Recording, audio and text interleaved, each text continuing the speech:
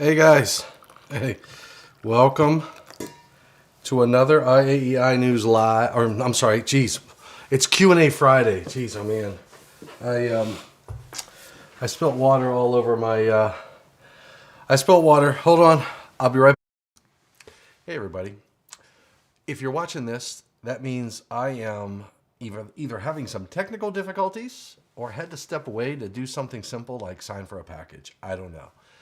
But whatever the reason. All right, I'm back. Sorry. I spilt a bunch of coffee on the table. Yes, Robert from Omaha, David Englehart. I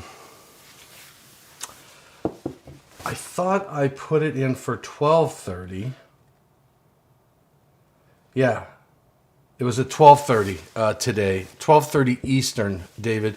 And I'm not sure where the 1:30 came from. I may be on my web page. Yeah, I have it at 1:30 on my web page. Geez, oh man, I screwed that up. I had to move things around because a bunch of meetings came in, a bunch of stuff. So I apologize. I moved it up to 12 o'clock. I moved it from 1:30 to 12:30, and then 12:30 to 12 o'clock today. In fact, I am going to edit that page. It's a blog post. So hopefully you guys are checking out my website, thomasdimitrovich.com or tdunplugged.com, because I'm going to be posting more blogs up there. I'm doing more on that website, so I got to do more. I'm paying for it. I'm paying for it. So I am going to change that to 12 o'clock p.m., which I know it's late, but hey, it is, what it shall be. So thank you, David, for pointing that out, and I apologize. No liquids at the workstation. I know. You know what? I tell you what, I made a pot of coffee and there was a bunch of water around the rim. That's what got me. And I am waiting for a package that I am going to have to sign for. So I made that little page just in case they come at 12 o'clock. Steve, welcome aboard, brother. Thank you for joining. And we got Robert from Omaha. Yes. Absolutely. Yes, you did. You told me so. Hey, and we got Pratik. Hello, and yes, it is Happy Friday. Took the garbage out this morning. Actually, I took it out last night. So we get picked up every Friday. Excellent. Thank you, David. He may be late, but he's worth the wait. The Tom Lichtenstein story. I don't know if you guys know Tom Lichtenstein from UL, but he came to a meeting one time, and I tell you what, the meeting was starting. Say it was starting at 8:30 in the morning. It was 8 o'clock. He wasn't there. 8:15 he wasn't there. 8:20 he wasn't there. 8:25 he wasn't there. At about 8:27 he walked through the back door. He walked right down the center aisle. He was pulling his little bag. He had his computer in his hand, dropped the bag, walked up, set his computer, plugged in, had the pointer, everything ready, and he started. It was just phenomenal. So I immediately coined the phrase, he may be late, but he's worth the wait.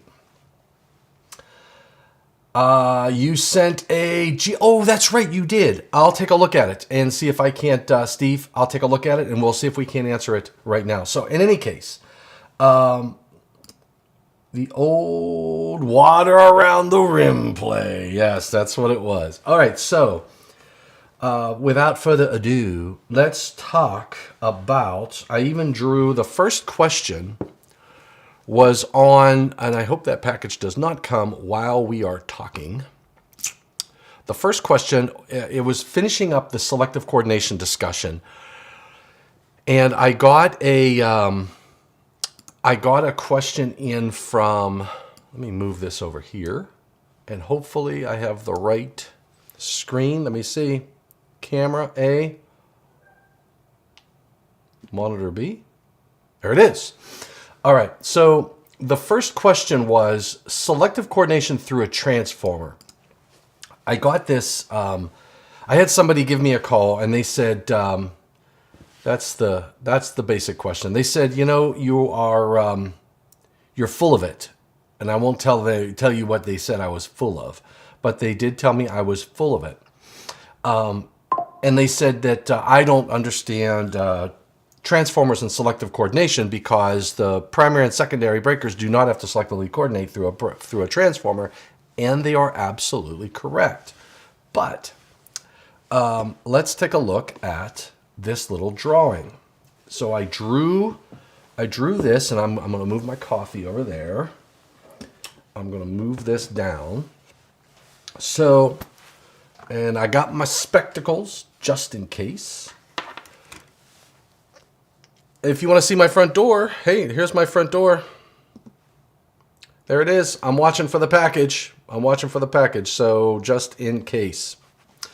So, me and iPad. Say this is breaker A, and this is breaker B, and you got C, D, E, and F. Now, whenever we do a selective coordination study, and you're dealing with a panel board like this, right? We'll do the eye short circuit here, which basically what we could do, remember this is a conductor. That's a conductor. This is a conductor. And remember this conductor, 240, Article 240, 240 dot, was it 21? I can't remember the section number. Article 240 will tell you that you have length restrictions.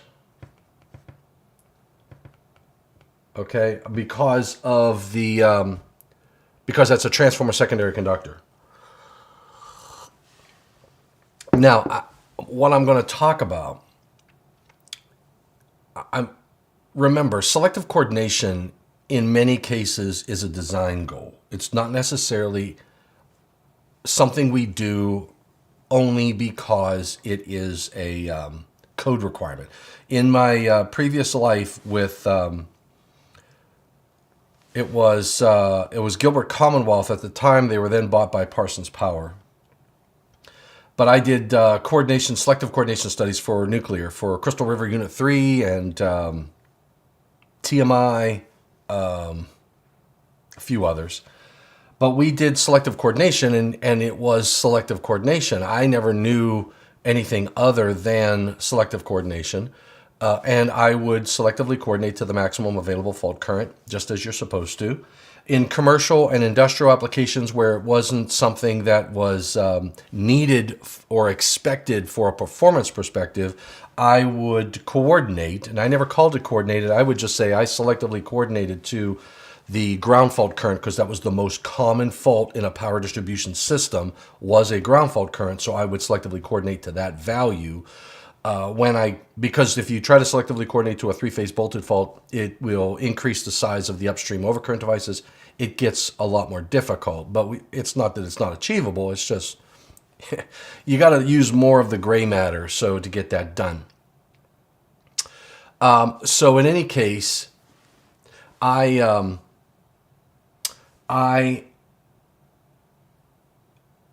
would do this on a normal basis.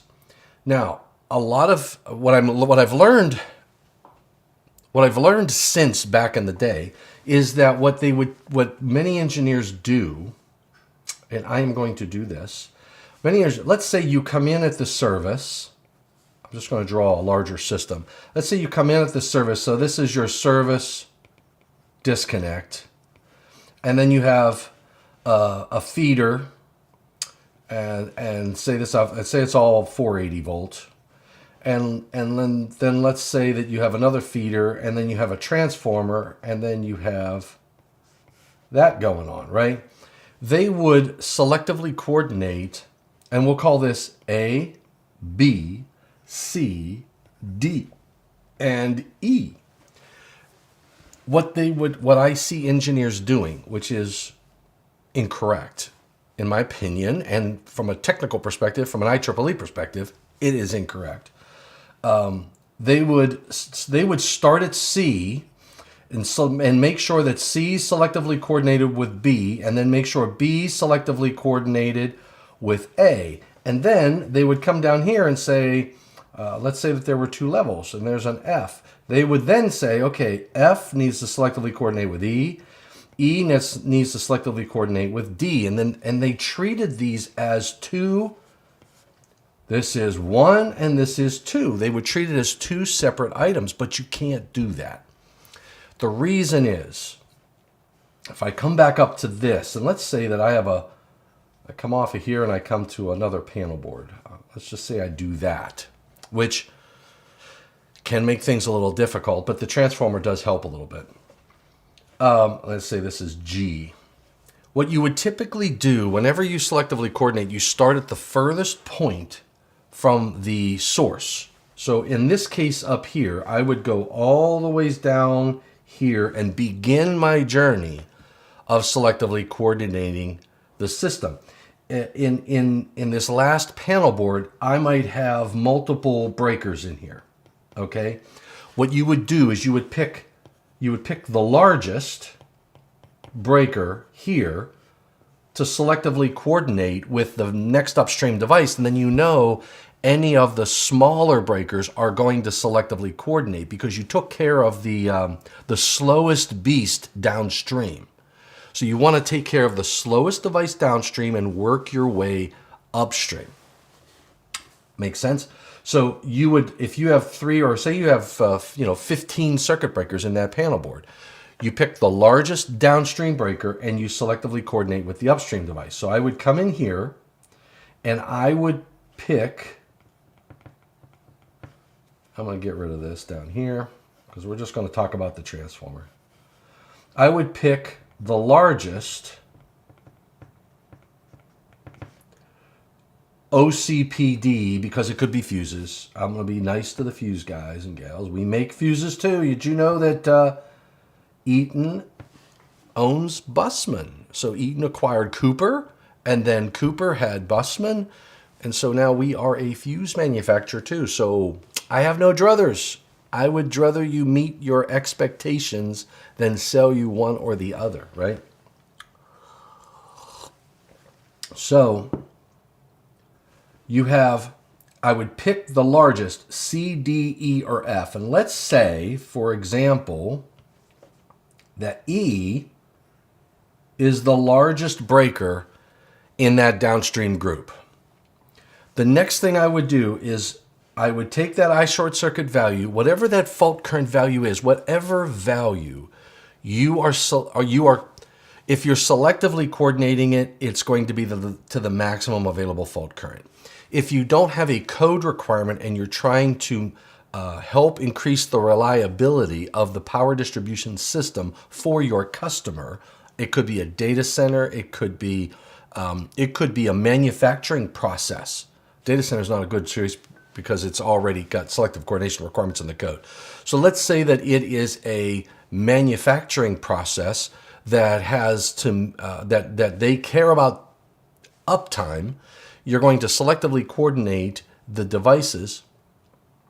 So you are going to pick the largest device and you're going to selectively coordinate. If you are in, say you are in a reliability system scenario and you tell the, I would typically tell the owner, you're not required to have this selectively coordinate to the three-phase bolted fault.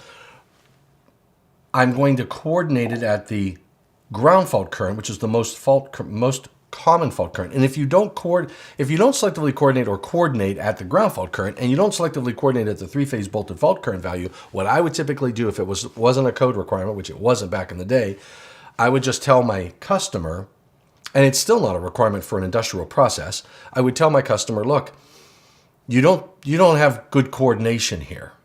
If you want to meet the most common fault in the power distribution system, which is ground fault, this is what you'd have to change. for an existing system or a design. Nihad, you may be late, but you're worth the wait, brother. All right, so in any case, let's talk selectively coordinating. I have to make sure that E selectively coordinates with B, but I also have to make sure that E selectively coordinates with A, but B and A do not have to selectively coordinate with each other. And how do you determine what has to selectively coordinate versus what does not have to selectively coordinate? I'll give you a clue. Here's what I do. I look at pairs of overcurrent devices, and I say if they both open, do I lose the exact same load? That's an important question to answer. So if devices E and B both open at the same time, do I lose the same load? And I don't, because I would also lose the loads on breakers C, D, and F. So I have to make sure that E and B, E being the largest downstream breaker, selectively coordinates with B. Then I would go work my way up in pairs. Then I have to think about B and A. If B and A both open, do I lose the same load? And I do. I would lose C, D, E, and F if B opens. I lose C, D, E, and F if A opens. So I really don't care which one opens. Now, I had another individual tell me that when he's presented with that scenario around a transformer, he will coordinate in the overload region so that an overload takes the downstream out and doesn't take the primary of the transformer out. And that's okay. I like that. I think that's a good approach. It's not required, but it is a good engineering practice, I would argue. So now, but if I have a fault on this circuit, I need to make sure that my device E also selectively coordinates with A. That's what a lot of engineers do not do. They don't look at the downstream feeder breakers and make sure that they'll selectively coordinate with the primary overcurrent protective device. Now you may say, well, Tom, you've got it done when you do E to B. That's not necessarily true. You've got to look at that primary overcurrent protective device with respect to device E. And what I would typically do is plot A and E. And the other thing you can do, remember, device A doesn't see the same current as the secondary. So if I have a 480 to 208 transformer, and let's say that on the secondary I have 4,000 amps flowing for I short circuit on the secondary. I'm just making this up, so forgive me. If I have 4,000 amps on the secondary, that means my device E, I would evaluate to 4,000 amps, but my primary sees 4,000 times 208 divided by 480, and that equals, drum roll please, 4,000, 208 times 480 divide 1,733 amps. So this device is going to see 1,733 amps for a 4,000 amp fault on the secondary. And there's a 0.33333 and a third of an amp, but I'm ignoring that. So the primary overcurrent protective device is going to see only 1,733 amps for a 4,000 amp on the secondary because the transformer keeps doing its job. So what you could do is reflect the trip curve to the secondary. That would be what SKM and Easy Power and all that does. Or I could look at the upstream trip curve for device A, and let's say it does this. As long as that line is greater than 1,733 amps, I know I'm not going to trip in the instantaneous region, the primary overcurrent protective device. Hence, I have selective coordination with device E. Make sense?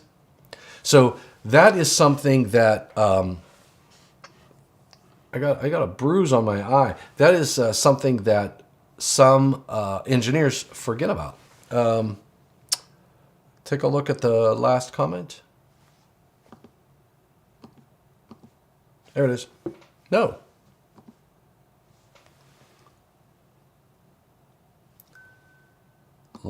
Oh, I know. I posted that comment. Sorry. And now it became the last comment. The decision to selectively coordinate weighs heavily if it's not actually required because of the IE and mitigation costs are consideration that should be included for safety. Yeah, Steve. So, but all because of the incident energy. I was trying to struggle with what is IE. Yes. So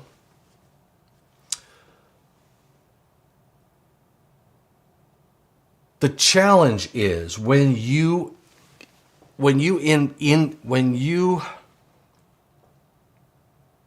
have intentional delays upstream, like in the case of selective coordination, you're going to increase the incident energy.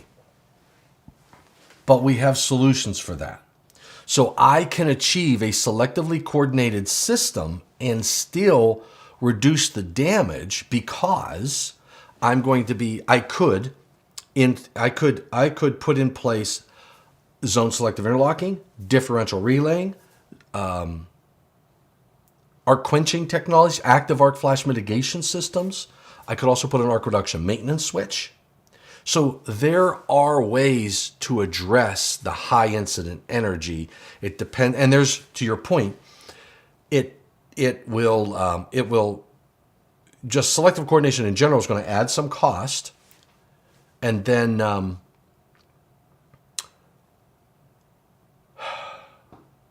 I lost my train of thought. It's going to add a little bit of cost, but also it depends on the technology that you put in place. You could add some more wiring, like if you're doing zone selective interlocking, things like that. So it can, if you want to achieve if you want to achieve selective coordination and address an incident energy concern, you're going to have to think about it as you go into your design. So very good point, and thank you for that. If I selectively coordinate at the interrupting ratings, wouldn't all the COEs and F level need to coordinate with B?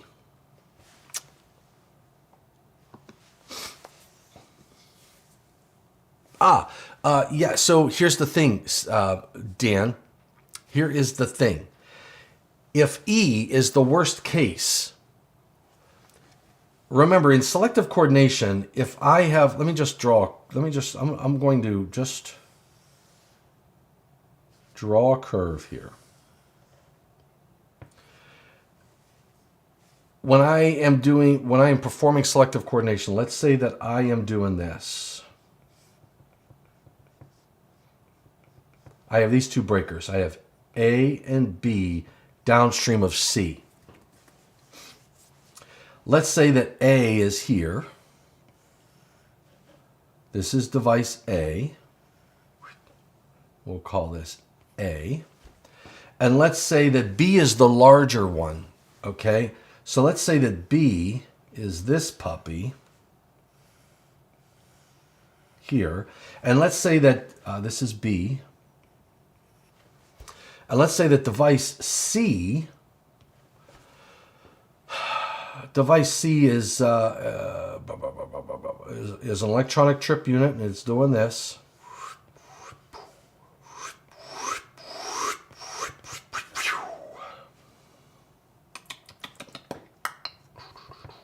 This is I short circuit, and then this is this guy, and this is C. All right, now, Dan, I think it was Dan, if B and C selectively coordinate with each other, A is going faster than B is. So if the slow guy selectively coordinates with C, the fast one is going to as well because it's downstream. So you pick the slow poke. You pick the slow poke of these two, or three, or four, whatever, which is going to be the largest overcurrent device. And if you make sure that B and C coordinate with each other, then A and C are going to, because A is a smaller device and it goes faster. You catch my drift? Now, you are correct that in some cases, I would, let's say that B was a 60 amp breaker, and let's say A was, I don't know, another 60 amp breaker, but a different type. Let's say it was the same manufacturer, but a different model. If they're the same size, I'll typically plot them both. If they're both identical catalog numbers, I'm only going to plot one, because if I plotted two, the curves would overlap. If they're close enough in size and their time current characteristic curves are distinct enough, like for example, maybe device B is 60 amps and device A is, I don't know, say 50 amps. And device A, instead of being a thermomagnetic type of circuit breaker, maybe it's an electronic trip unit. Right? So maybe we would know that the 50 up here would be good, but maybe the long time delay comes down like that. And it has a higher instantaneous pickup. Now I would want to check that out. So you have a very good point. I'm not going to ignore that. And I think that probably the statement that I would only plot that one is not accurate, because you do have to consider if they're different types, if it's an electronic trip unit, because in some cases the electronic trip unit, Dan, they will move that instantaneous to the right. So as you move up in the power distribution systems, I'm thinking of like a BAB 20, and then maybe that device B was a 60 amp BAB, and I know those are all in the same family. But to your point, if I have two electronic trip units, I'm going to want to take a look and just do a spot check. I would feel highly confident that if the largest one selectively coordinates, I'm good. The smaller one is too, but I may not coordinate in the overload region. So you can't forget about the overload region. So very, very good point. Very good point. Steve meant to say, if it's not required by the NEC for life safety, but only desirable for convenience. Yeah, and Steve, put it this way. It still may be required for life safety in an industrial application. It's just not code required. I might have a client, for example, a nuclear power distribution system. We had safety-related circuits that we made sure they selectively coordinated. There's nothing in the National Electrical Code that says a nuclear power distribution system where you have safety-related circuits has to selectively coordinate. I don't have that requirement in the code. It's not enough. Now, you might say, well, wouldn't that be an Article 700 system? I don't know. We never categorized in a nuclear plant for like safe shutdown, even the control circuits. We never really we never categorized those as like an Article 700 or a 701. You probably could. We were probably selectively coordinating, I guess you would. I guess today it would be. I'm thinking back in the 90s, right? Before you had anything in the code. But yeah, it was probably a Article 700 system because it was life safety. So if you're doing it for other reasons, for like just reliability's sake, to save the almighty dollar, then yeah, it would be. It's just something you need to think about. And those are reasons, other reasons outside of the National Electrical Code that we might include selective coordination. My point being, perhaps it should be an NEC requirement for labeling on all selectively core, so that indicates the, oh, yeah.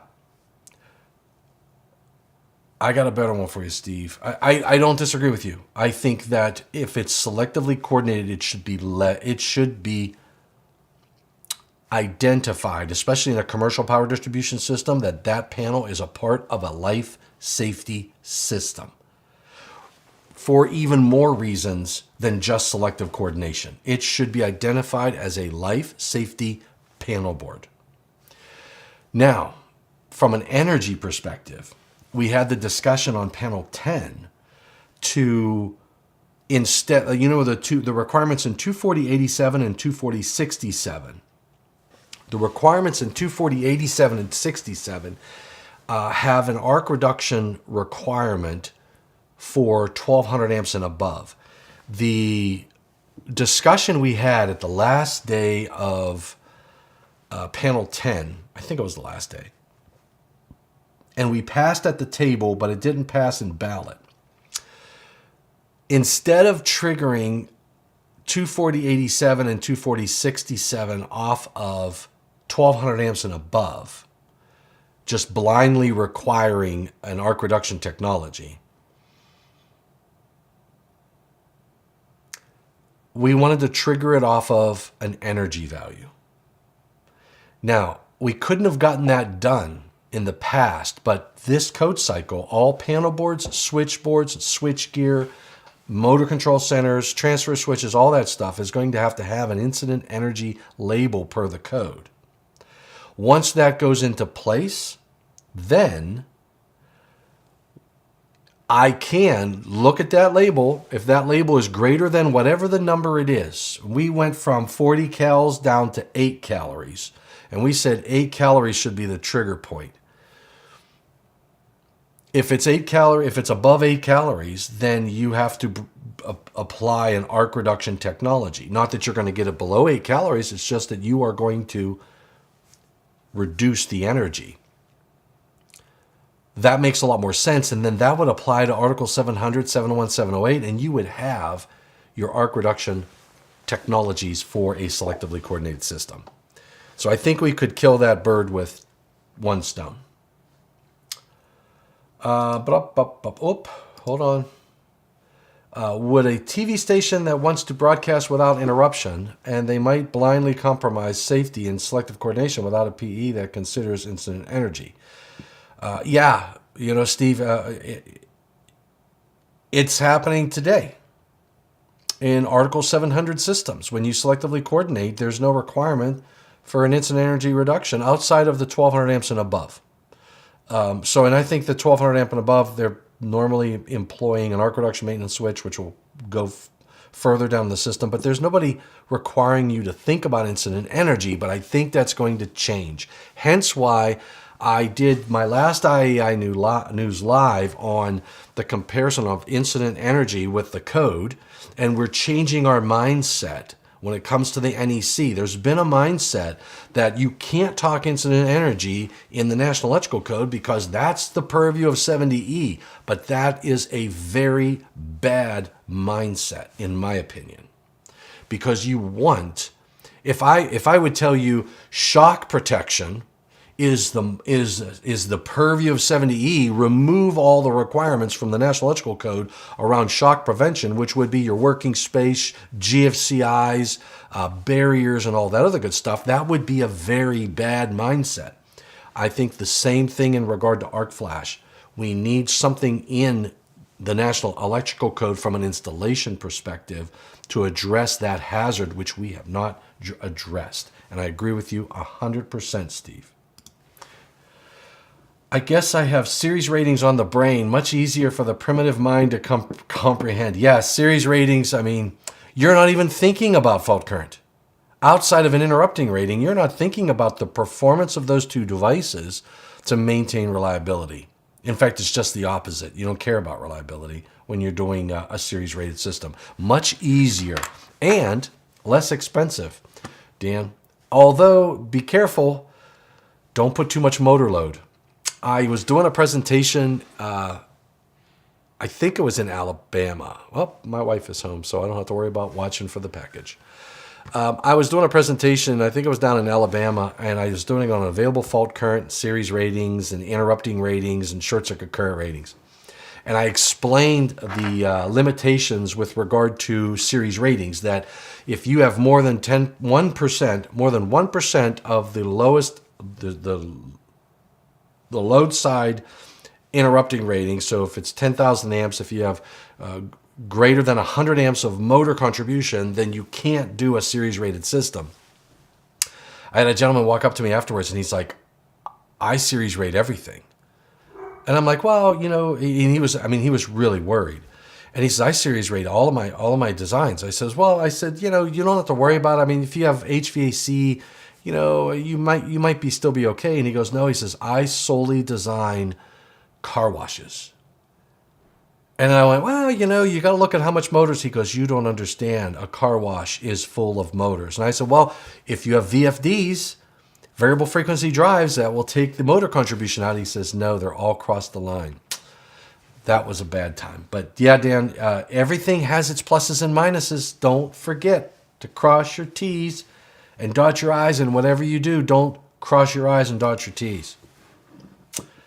Wouldn't it also be critical operation? Yes. COPS 708. Absolutely. Robert from Omaha. And Jason, good point on the motor load with series rated systems. Yeah, Jason, I tell you what, you have no idea how many people ignore that. They read the first part and they just walk away. Oh, series rate. They'll series rate the entire system. They don't look at motor contribution whatsoever. So be very careful. All right, so that was my selective coordination discussion. Now, the other one I had yesterday, and I'll get to yours, although I have maintenance and capacitors and temperature ratings. Maybe this is said, but I think the boat hoists are different. I'm going to have to put these all in here. Dadgummit. But I want to cover the one I got yesterday. So I had a call yesterday, actually last night. We went back and forth during the day, couldn't connect, and he called me last night around 7 o'clock. And his question was, he does studies. He does like short circuit studies, coordination studies, arc flash studies. He does all of these. And he was having a discussion or a debate with one of his customers. I'm looking for my pictures because I'm going to throw a picture up here in a second. He was a label. Label. So he was asking his customer to, I guess they were having a debate, or I'll say it's a spirited discussion. And he asked him, what are the short circuit current ratings of the panel boards and switchboards in your facility? And the guy looked at the original drawings and he says, well, they're 65K. And this engineer said, I know that's what the drawing says. This is an existing installation. What is the short circuit current rating as it stands today of your equipment? Your available fault currents are less. Is it still 65K? Or did they put an overcurrent device in that panel board or switchboard that is less than 65K? Because if you put a 22K breaker in there or a 10K breaker in there, the short circuit current rating of that equipment is no longer 65K. And then the arguments began and continued. So he called me and said he wanted to check his thought process. So his basic question to me was, am I right? Am I going down the wrong rabbit hole? And he said, because the customer said the panel boards and switchboards are all marked with a short circuit current rating of 65K, from the manufacturer. And I said that's a misstatement. It's absolutely wrong.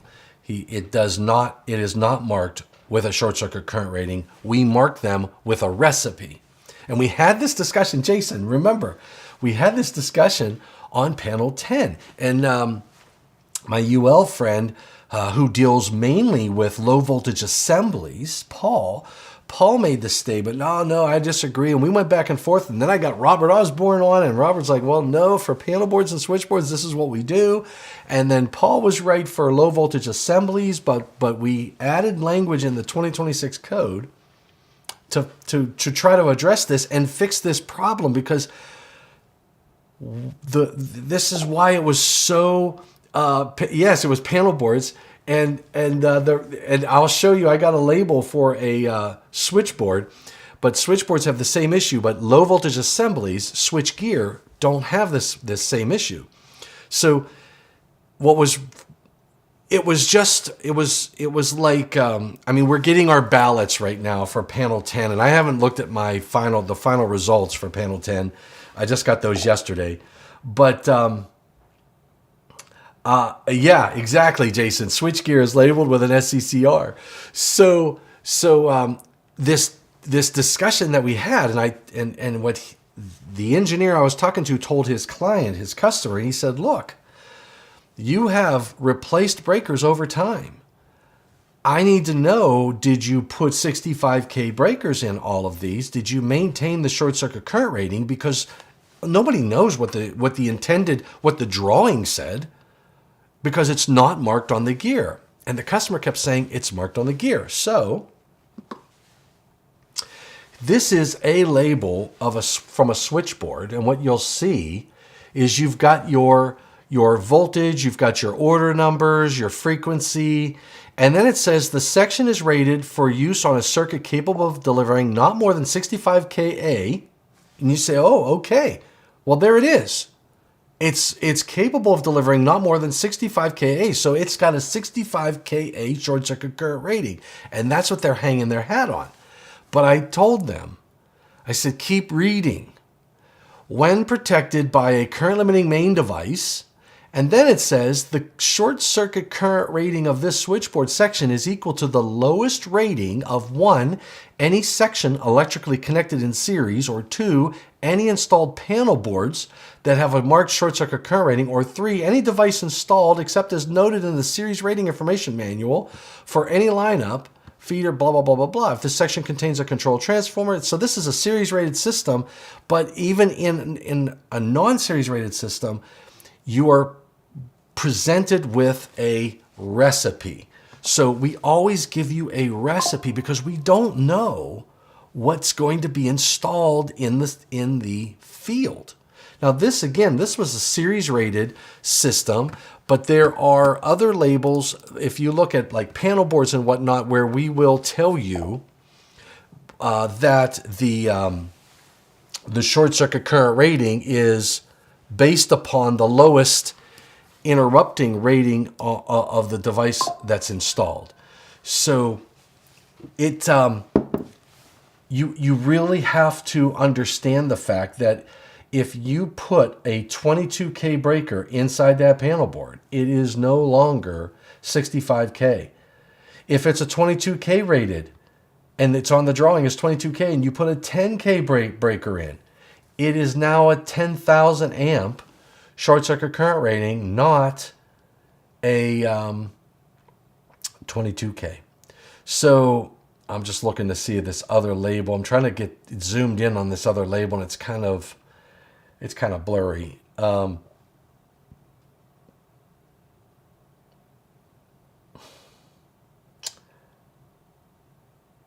Interrupting rating of any circuit breaker installed. So shall be of the same. Man, I can't zoom into this. So in any case, you've got to remember, and we put some language in the 2026 code. It sounds like I'm in the Twilight Zone. Is my audio bad? I have to read the whole thing. It's exactly right.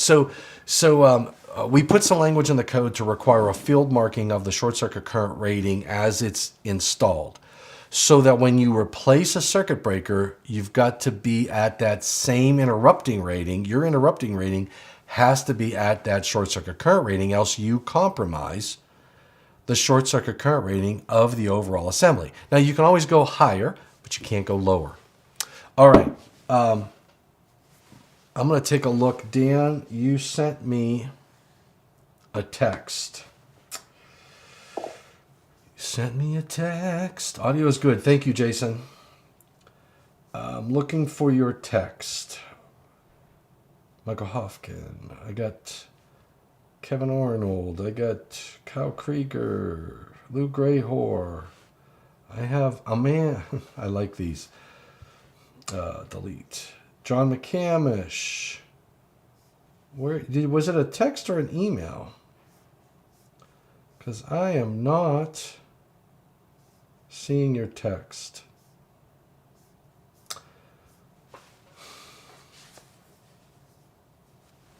I'm not seeing it. Dan, did you text it to me or did you email it to me? Can you remember? Or was it on a, I think it was on Facebook, wasn't it? I think you messaged it on Facebook. We're going to try to take a look at that question right now. So if I go here to questions, Nihad, Rick Hollander, Chris Foland. Oh boy, I'm not seeing it. Do you know where you sent it? I thought it was in here. I'm gonna search for GFCI. There it is. No. Nope. I'm not seeing it. I thought I saw it come in, but I'm not seeing the question. Tim McClochie. I don't know. Dan, I think it was you, Dan. I'm not seeing the question. I don't know where it's at. Or was it Steve? Who sent me the email? Or the text? Greetings. It's all good. It's worth the wait. There it is. Steve. Steve, I'm not... I sent a GFCI question in a text to my cell. I'm not finding it, Steve. I don't know if you can resend it or not. No, it wasn't you, Dan. It was Steve. It was Steve. Steve.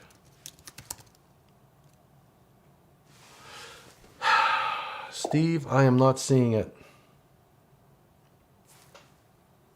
I apologize, buddy, but I do. Even if I search for GFCI, I'm sending you this text because I know you're, but I have a question about GFCI and asked on Facebook group. Oh wait, here it is. I got it. All right. You know what it was? It was hiding the rest of it, Steve. I got it. Control C. So let me go. And let's pull this puppy up. This is, oh boy, this is a good one. Das is a good. Boom. Control V. All right. Questions, comments, blah, blah, blah. What are the load side conductor length limits for a Class A GFCI protection? In other words, at how far away do either lose effective GFCI protection or begin to have nuisance tripping due to capacitive or other effects? I love this question, Steve. Love this question. So I will give you a scenario. In fact, I have a presentation. Oh, I love this question. How much time? I got 10 minutes. All right. So this is dealing with a length. And there is one manufacturer out there who says and claims like 200 feet or 150 feet. I think it was like 150 feet, something like that. GFCI. I had I had an inspector call me one time. It was a ball field. Ooh, let me search for ball field. I am going to search for ball field because I got to find the Control F. And I'm going to look for contents and ball field. So he calls me and he says he has an electrical contractor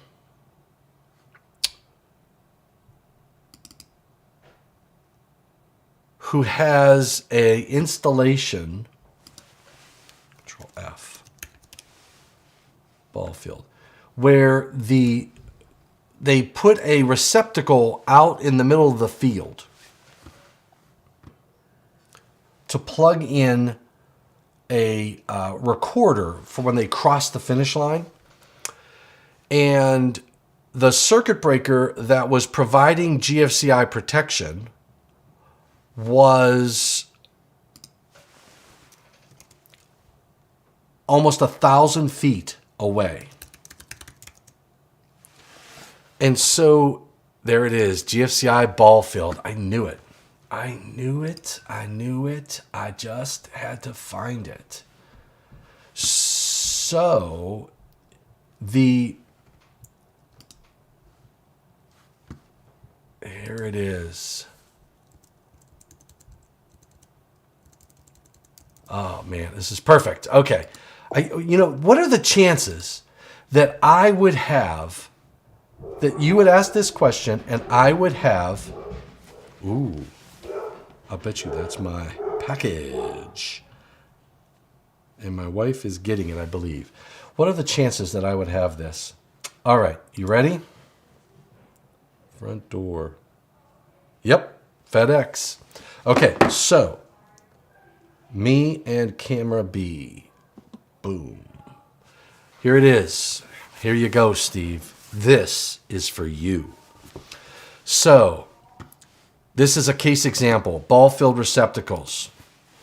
The ball field had outdoor receptacles used to power recording equipment in a track and field events. Because of the application, the location of the receptacles were at long distances away from the panel board, greater than 600 feet, and after the fact, we found out they were almost 1,000 feet, okay? GFCI breakers were protecting the circuits, began tripping whenever it rained. Now, if it trips when it rains, my first thing is, I've got leakage currents because of rain and because of water intrusion. The inspector went out and looked at the pull boxes and everything. These are pictures from the ball field. The electrical contractor wanted to remove the GFCI protection. The electrical inspector wouldn't permit the removal, saying that you would need to, because these are outdoor receptacles, and 210.8b of the NEC is a requirement. The electrical contractor noted that the installation violates 110.3b because the manufacturer said, do not connect circuit breaker to more than 250 feet of load conductor for the total one-way run. So the contractor said, what do you want me to violate? 110.3b or 210.8b4? I'm going to violate one of these, and they contradict each other. And then, so I got the phone call. This was not an Eaton breaker. And he says, hey, Tom, do you have this in your literature? And I was like, no, I never heard of a 250 feet limit. I never heard of any limitation on the length of conductor for a GFCI. Sure enough, I found the literature from this manufacturer. It was 250 feet. And then I called our engineering manager from an Eaton perspective. And it turns out that this came up many years ago, and we did testing to try to get this to trip. Then I called Bob LaRocca and Dave Deeney from UL, sort of gives you the history of this. And I asked them, I said, have you guys ever heard of the length of the conductor tripping a GFCI? And I think it was Bob LaRocca at the time said, I've heard people make the claims, and they will tell you that if it's longer than so many feet, you're going to have issues. But they have never actually seen it themselves. And I think it was Bob LaRocca said, he says, under certain conditions of the type of raceway and all these different parameters. He says, I could probably think that you could probably prove it out, but he says, they have never seen it in their life. I have never seen it. So the manufacturer actually, for this product, they sent the inspector a complete analysis proving why this is not going to work greater than 250 feet. And he's got a 1,000-foot application.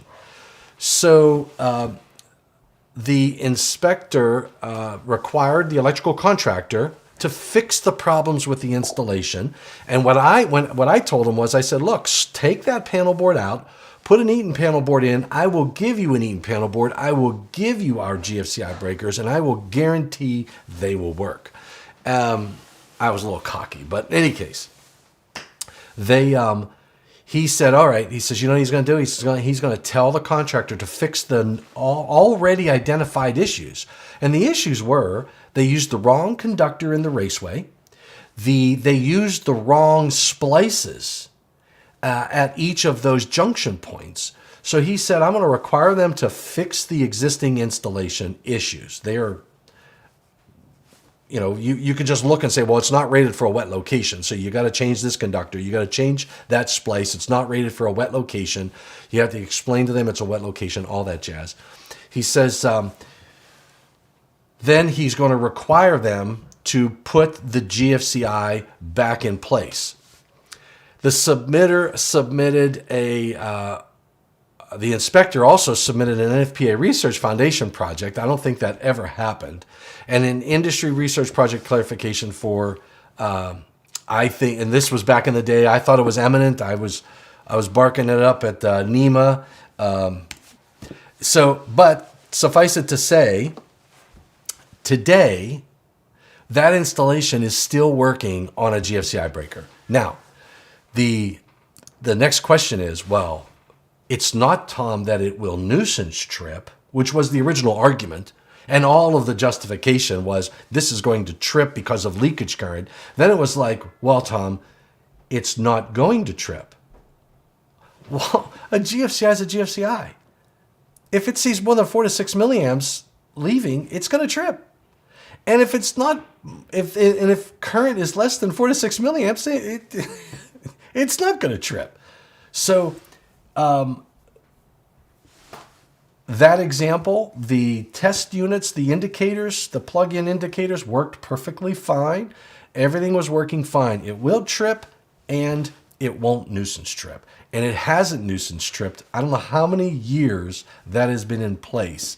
And I love it because I keep every time I talk to the inspector down there, I ask him, how's that ball field going? He's like, putting along just fine. And they have I'd say in excess of 1,000 feet of conductor. So, Steve, there is, from an Eaton perspective, I have no limitations on the length of conductor on the tail end of our GFCI. There is only one manufacturer that I'm aware of. I'm not going to say who it is. There's only one manufacturer I know that has a limitation. And it probably came because there was a tripping issue. They couldn't figure it out. So they did some math. If they do the calculations, again, there's so many variables. There's just so many variables. I could do a calculation and show you it's going to trip. But there are just so many variables that it's not, if you would try to model it, it's tough to do. All right. So excellent question. Class A GFCI. I got to hit these. Install GFCI receptacles.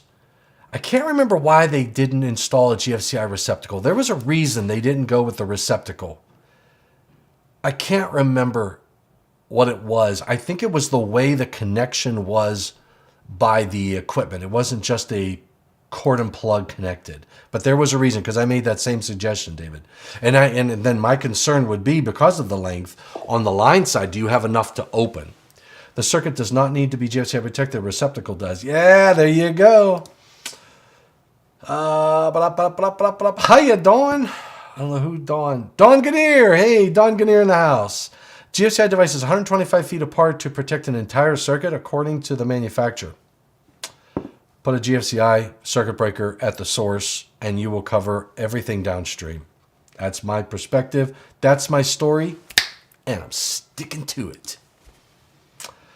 The longer the circuit, the greater the capacitive leakage. I don't disagree with you, Dan, but not enough to trip a GFCI, because you got to be up at least 1,000 feet. 900 feet, it seems that the load would have to be minimal to a... Yes, and it was very minimal. All it was a little recording unit that they were using, Dawn. That's all it was. We set the bar, baby. I love it. I love it. I love it. We set the bar. Absolutely. The GFCI was doing its job. Robert, you are absolutely right. So when the inspector called me, that was the first words out of my mouth, and he sort of got irritated with me, and he's like, I need more than that, because he had manufacturer's instructions that conflicted. So he was in a debate with this contractor, and the contractor is saying, this is why it's tripping, because the manufacturer says it's going to trip. And he did not want to change out any and fix any issues. So they left it on, and it worked. Raising that bar. Yeah, I ate eating at the bar. Everybody loves eating when they're at the bar. I don't know what it is about. I think it's, you know what, Dan? I think it's the American Express card that everybody loves at the bar. Was watching out for improper installation. Yes. You know what I say, Robert? That GFCI, and I have a 1 o'clocker, and it is starting, so I'm going to have to go. But Robert, I call the GFCI that police officer that's always on duty, always watching, and it is unforgiving. It is going to open the moment it sees more than 4 to 6 milliamps of current flowing, period. So in any case, I just thought it was, I call it the circuit cop. I said, we ought to change the name from a GFCI. In fact, we had a classified breaker, AFGF, ground faults, GFCI, and AFCI, and I wanted to do a advertisement of a police officer like this holding this AFGF product, because it is the most unforgiving technology on the face of the freaking earth. It ain't going to let anything get by. I love it. Hey, thank you, Jason. I do have to run. This other call, and it's a JATC in Washington. It's actually NICA Training Center, JATC in Washington. So I got to get on a call. Good food at Connor to face GSCI. Yes. Hey, a safe and prosperous 2025, everybody. I agree. Thank you. Does the length limitation awareness compliance need to be in the NEC? If the NEC doesn't say you can't have a circuit longer than so many feet, then you can. A manufacturer puts limitations. It's a limitation of their product, not of anybody else's. I would, it's all like, I don't know what to say about that. I look forward to your public input, Steve. Other manufacturers do have limitations. You're right. I would agree. Hey, thank you. I got to jump on this other call. I'm going to do it on this. And hey, I'm glad I could get to go live today. I will maintain these questions, and I will put this stuff, and I'll try to put some links on my website. So I'll do a code Q&A page with links to solutions. All right, everybody? Thank you. Am I available for a quick call later today? It's going to be tight, but it's going to be much later today, Nihad. So yeah, give me a text, and I'll let you know what time. Oh, I'll take a look at the rest of it. Sorry, Steve. Next time. We'll hit you next time, brother. All right, I'm going to hop on a call. Thanks, everybody. Take care. Stay safe, and please stay healthy.